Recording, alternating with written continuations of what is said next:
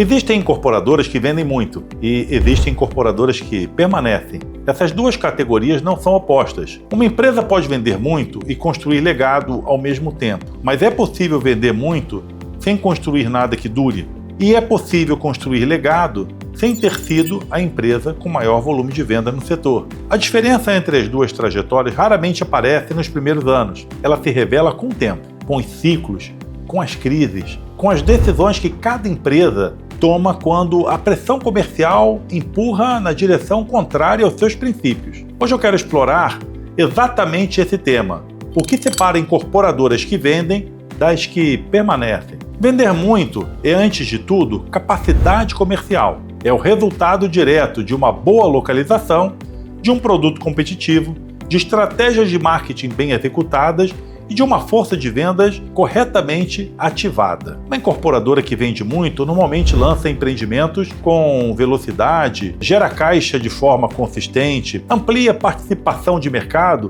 e conquista visibilidade no setor. Nada disso é negativo, pelo contrário, é necessário. Uma incorporadora que não vende, não sobrevive. Resultado comercial é condição de continuidade. O ponto é que vender muito por si só não garante permanência, não assegura relevância ao longo prazo e não constrói o tipo de ativo que sustenta uma empresa quando o ciclo imobiliário muda ou quando uma crise aparece sem avisar. Construir legado é, acima de tudo, capacidade institucional. É quando a incorporadora passa a ser reconhecida não apenas pelo volume de entrega, mas pela forma como conduz seus negócios. Uma incorporadora que constrói legado honra aquilo que promete, mantém coerência entre discurso e entrega, trata clientes, corretores e parceiros com respeito, assume erros e corrige rotas com responsabilidade. Protege sua reputação mesmo quando isso implica em abrir mão de vendas no curto prazo. O legado não nasce de um único lançamento. Ele é construído ao longo de ciclos, com consistência, com postura e escolhas repetidas ao longo do tempo. E a diferença entre vender muito e construir um legado se revela com clareza na forma como cada empresa lida com suas promessas. Quem vende muito tende a prometer o máximo que o mercado aceita. Quem constrói um legado promete apenas aquilo que consegue sustentar. No mercado imobiliário, promessas mal calibradas podem acelerar vendas no curto prazo, mas cobram juros elevados no futuro, na forma de reclamação, conflitos, ações judiciais e desgaste de imagem. Existe uma forma de pensar sobre reputação que uso há anos e que ajuda a tornar esse conceito concreto. Reputação é como um extrato bancário emocional. Cada entrega bem-sucedida é um depósito. Cada promessa cumprida reforça o saldo.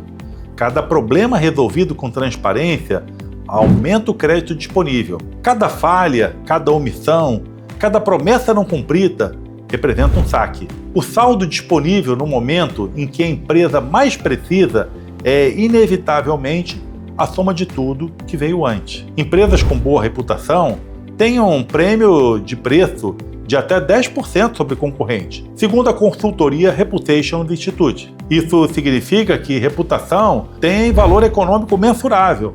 Não é apenas ativo intangível, é vantagem competitiva real, traduzida em velocidade de vendas, custo de captação e capacidade de atravessar crises. Ao longo de décadas no mercado imobiliário, observei de perto duas trajetórias que ilustram bem essa distinção. A primeira é uma incorporadora familiar atuante há mais de 4 décadas em uma mesma cidade. Nunca teve um lançamento que dominasse manchete ou gerasse filas na madrugada. Seu crescimento sempre foi gradual, quase discreto, mas essa empresa também nunca deixou uma obra inacabada.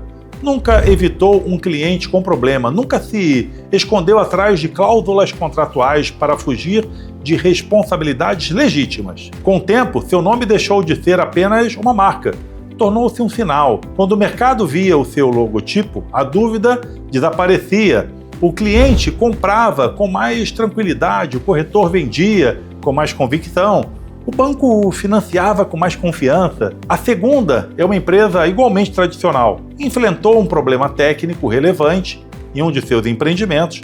O dano era reparável. O impacto financeiro administrável, mas em vez de assumir o problema com clareza, a empresa optou por minimizar sua relevância. Evitou comunicação direta, transferiu responsabilidade, tentou preservar a imagem no curto prazo. O efeito foi o oposto. O episódio ganhou visibilidade, o mercado percebeu a postura e o custo reputacional foi muito maior do que qualquer solução técnica teria custado. A diferença entre as duas empresas não estava no tamanho, estava na postura diante de uma situação difícil. Ao longo de algumas décadas que fiquei à frente de incorporadoras, fui consolidando um conjunto de princípios que orientam cada decisão. Não são regras externas, são escolhas que definem o tipo de empresa que queremos ser. Cumprimos o que prometemos e comunicamos antecipadamente quando algo precisa mudar. Nosso discurso reflete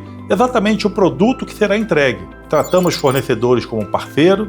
Transparência é a nossa primeira resposta diante de qualquer problema. Clientes são respeitados antes, durante e depois da venda. Não prometemos o que não controlamos.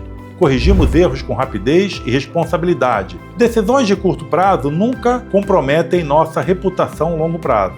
Nossa cultura interna reflete o respeito que queremos inspirar no mercado. Entendemos que confiança é construída todos os dias e que pode ser perdida em um único momento. Esses princípios não garantem que tudo vai correr bem. O mercado imobiliário tem variáveis que nenhum outro incorporador controla completamente, mas eles garantem que, quando algo sair do planejado, a empresa terá o capital reputacional necessário para atravessar a turbulência. Vender muito é importante, é necessário e é o que mantém a operação viva. Mas construir legado é o que mantém a empresa relevante quando o mercado muda, quando os ciclos se encerram ou quando as lideranças se renovam. O mercado diferencia essas duas trajetórias com o tempo. Ele não se lembra apenas de quem vendeu mais, lembra-se de quem cumpriu o que prometeu, de quem tratou o cliente com respeito e de quem estava presente quando as coisas ficaram difíceis. Essa memória